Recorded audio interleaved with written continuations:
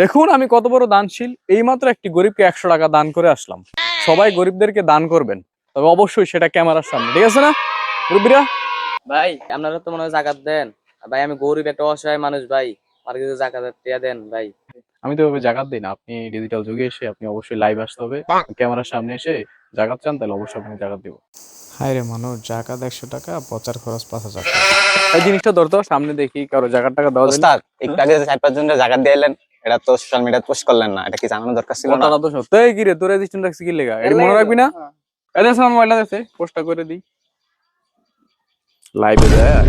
জানান একটা দিয়ে দিতে তো 30টা দিয়ে দেন। হ্যালো গাইস, আমি হাজী আব্দুল হাই মুন্সি। 3বার ওমরা করছি এবং একবার বড় হতে রেজিস্ট্রেশনকারী। তাহলে কি আপনি বরস করেন নাই? না রে, আমি যে সঙ্গে বড় হতে রেজিস্ট্রেশন করছিলাম তখন টিকিটের দাম অনেক বেশি ছিল, যাইতে পারি নাই।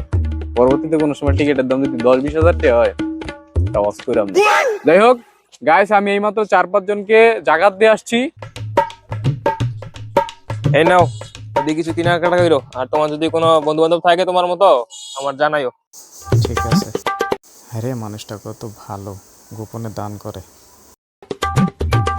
ভাই আপনারা দেখলাম দান করতেছিলেন না? হ্যাঁ ভাই, ওরে কিছু টাকা দিছিলাম। কি দান করছেন আপনি? দান করছেন কোনো ভিডিও ফুটেজ নাই, তাই এই দান করে আপনার লাভ কি? হ্যাঁ, দান করলে কি ভিডিও করা লাগেনি? দান করছি আল্লাহর খুশি করার জন্য, তো ভিডিও করবো কি করতে? বলে দান করতে পারেন, দান করলে যে আপনি যদি ক্যামেরাতে যদি ফুটেজ না নেন, কেউ যদি আপনারা জিজ্ঞেস করে কেউ ভাই দান করছিলেন নাকি, তাহলে আপনি কইতে দেবেন। আচ্ছা ঠিক আছে, যান, আমরা কথা লাভ নাই। এই কি বুঝে না মানুষ দান করছে, দান করছে কোন ক্যামেরাটা নাই, তাহলে পরে কি লাভ হবে? এই যে দান করছে কেউ জানতো না, মানতো না। দেখতেছে দেখতে সামনে কেউ আসেনি, আমরা দান করি। আর তোর মোবাইলের চার্জ আছে না? পুরো বেটা দিছি মোবাইলটা বালা করে ভিডিও করবি, তুই এক সাইড ধরে যেমন দিল। এখন আমি ওই যে কলিমুল্লাহ ভাই কি দেয়াম যে ভিডিও ইয়া করছি হাতারে দেয়াম তোকে, কই কই কি দান করছেন? কিছুই দেন নাই।